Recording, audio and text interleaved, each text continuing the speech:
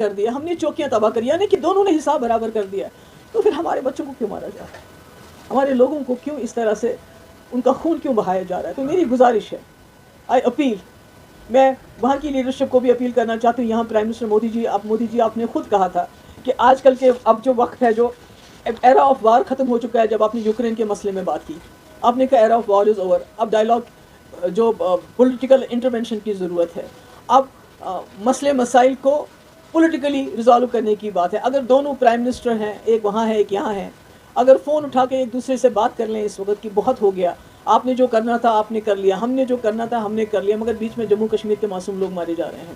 اس لیے اس کو رکنا چاہیے. میری جو میڈیا ہے, دونوں طرف کے میڈیا سے وار پروپیگنڈا کی بھی ایک حد ہوتی ہے, اس پہ ان حدوں کو کچھ تو سچ بولیے.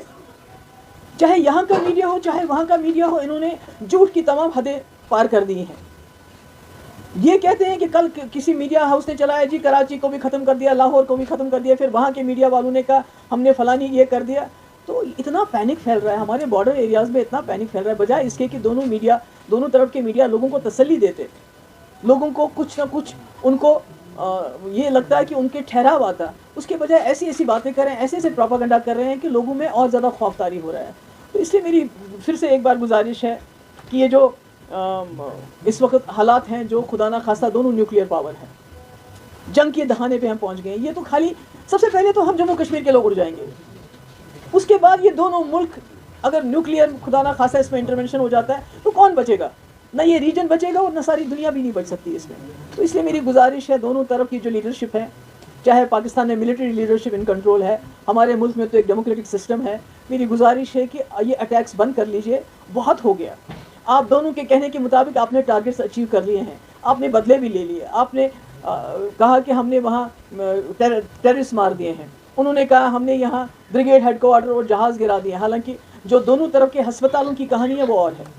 جو ہم وہاں کے ہسپتالوں کی فوٹیج دیکھتے ہیں اور یہاں کے ہسپتالوں کی فوٹیج دیکھتے ہیں, چاہے وہ پونچھ ہو, چاہے وہ اڑی ہو, چاہے کوئی اور جگہ ہو, چاہے پار ہو, تو وہاں ہمیں ہسپتالوں میں بچیاں خون سے لت پت ملتے ہیں, بزرگ خون سے لت پت ملتے ہیں. ہمیں تو سمجھ نہیں آتا ہے کہ کون سا بریگیڈ, کس بریگیڈ کی پاکستان بات کر رہا ہے یا کس دہشت گردی کیمپ کی ہم بات کر رہے ہیں, مجھے نہیں معلوم نہیں ہے. سچ تو I don't know whenever the truth is going to come out.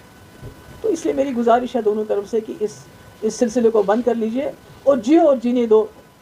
وہاں بھی آپ بھی جی لیجئے آرام سے, ہمیں بھی جینے دے دیجئے.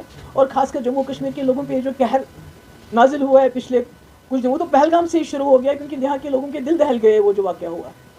سب کچھ ہم جو کر سکتے تھے ہم نے کیا, مگر اس کے بعد یہ جو اٹیکس کا سلسلہ شروع ہو گیا, یہ ٹھیک نہیں ہے, یہ انسانیت کے خلاف ہے.